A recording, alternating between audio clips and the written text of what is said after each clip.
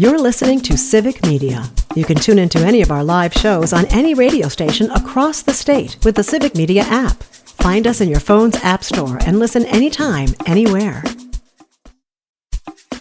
This is your WGBW Daily News Roundup for the Talk of Green Bay, 97.9 FM and 1590 AM. For 97.9 WGBW News, I'm Lisa Hale. Sturgeon spearing season's underway, and officials are warning anglers of a major crack that's developed on Lake Winnebago. Calumet County Sheriff's officials say the crack is just south of Farrow Spring Road and runs east to west. The crack has already caused multiple vehicles to enter the water. Over the weekend, 290 sturgeon were harvested in the first 2 days of the Lake Winnebago system sturgeon spearing season. The season will continue through February 23rd or until the harvest cap is met, whichever comes first. Now that the Super Bowl is over, the NFL can focus on Draft 2025.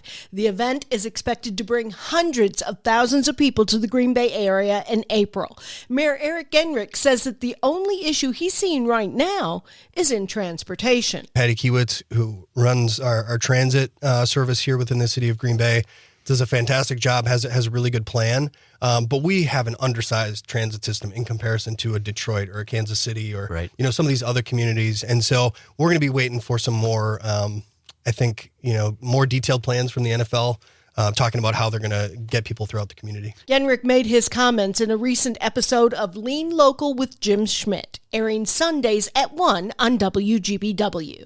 Every middle and high school in the Oshkosh Area School District has overdose aid kits right next to the AEDs and other life-saving equipment. Matt Kemmerer, Oshkosh Director of Pupil Services. Yeah, I think the rise of fentanyl has really changed the game for everybody, in our community, in our schools, in that it can literally be in anything now, whether it be a pill, a gummy, a vape. There are instances where a student may take something that they think is one thing and it turns out to be something that could potentially end their life. So we want to be prepared for every situation.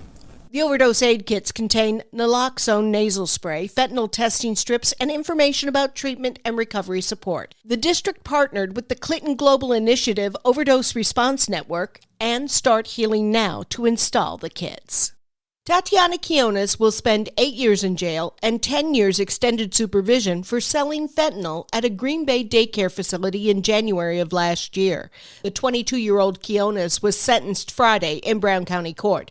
The State Department of Children and Families shut down the Green Bay Academy, citing multiple violations, child-to-staff ratios, and Quiones' actions. The Appleton Parks and Recreation Committee is taking up the matter of the Independence Day fireworks at its meeting today. The Appleton Jaycees had organized the festival for years until they stepped down as hosts, leaving the city to host the fireworks alone in 2024.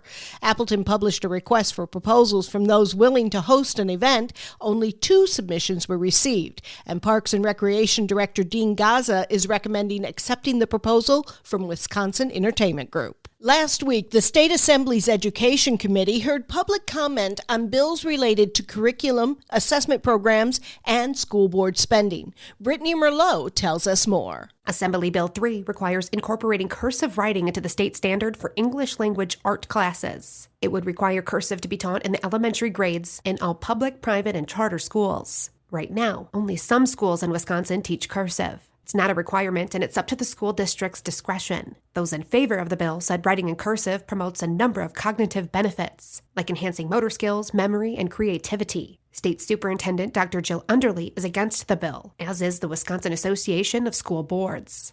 Wisconsin Democratic Senator Tammy Baldwin and Republican Marsha Blackburn of Tennessee have introduced the Dairy Business Innovation Act. It's designed to strengthen initiatives and help more producers and processors add value to their businesses.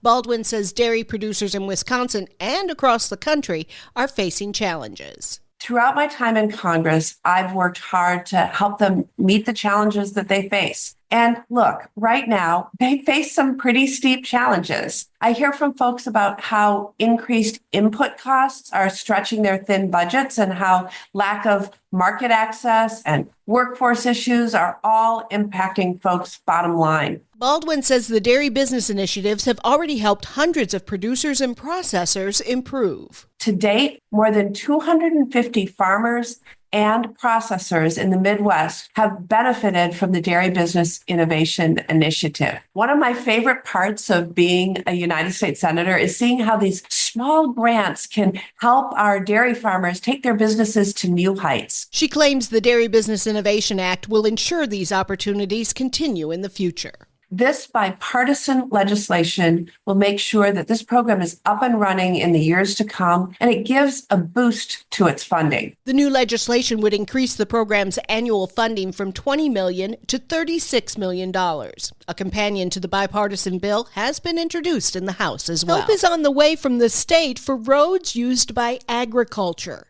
Here's Stuart J. Waddles. $100 million to help 55 projects in rural Wisconsin communities. Governor Tony Evers and the Department of Transportation made that news recently. A statement says the money will be used to improve rural infrastructure across 36 Wisconsin counties. It'll support 55 projects focused on upgrading roads and culverts critical for transporting agricultural and forestry products. Nestled in downtown Oshkosh is a sweet little candy shop that prides itself on creating a community for families.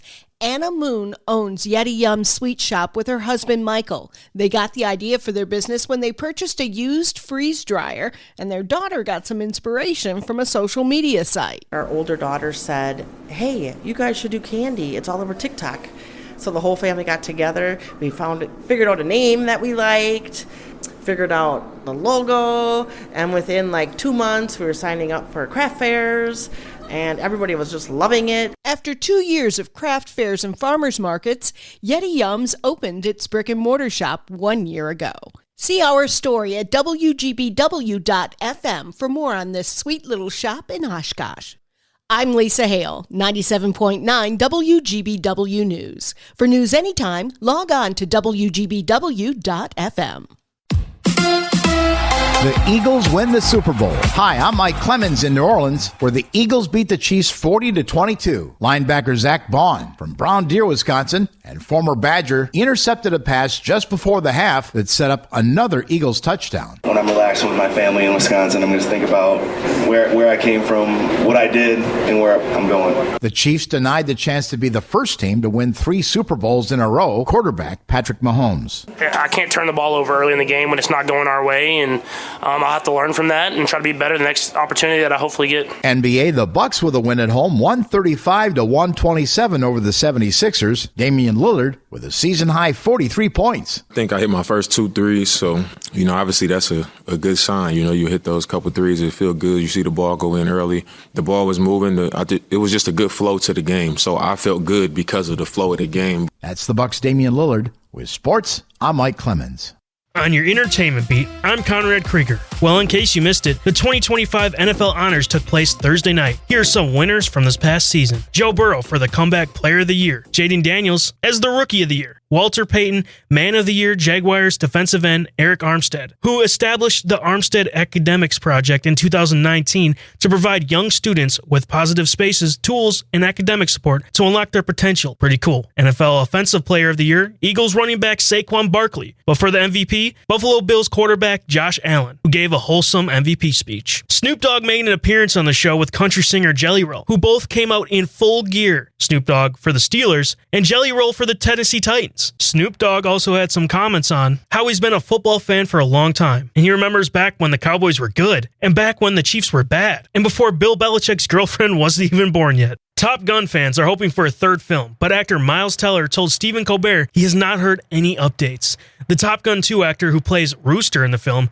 did tell the talk show host that he has made one demand of the film star's Tom Cruise. If there is a third film, Teller wants some warning so he has time to get in shape. Ideally, 1 month per ab, so a total of 6 months. Rumors that the third film was in development have not been confirmed. Demi Moore is nominated for a Best Actress for her role in The Substance, an impressive achievement for someone who was labeled a popcorn actress years ago by producer. Moore talked about her Golden Globe acceptance speech on the Jimmy Kimmel Live show, where she mentioned the producer's prediction. Kimmel asked her if she thought the producer, who has since passed away, heard her speech. Moore said, "He's probably rolling over in his grave. Revenge is a dish best served when the other person is still alive, but I'm sure it still feels good." Adam Scott is on a roll. The Severance star is returning to the film genre that gave him a start. Scott is signed on to the project to play a horror novelist who visits an Irish inn to disperse his parents' ashes, only to find out it's haunted. Hawkham will be directed by Irish director Damien McCarthy, who directed last year's critically acclaimed Oddity. Scott got his start in the genre with a 1996 Hellraiser Bloodline. This film is still in pre-production.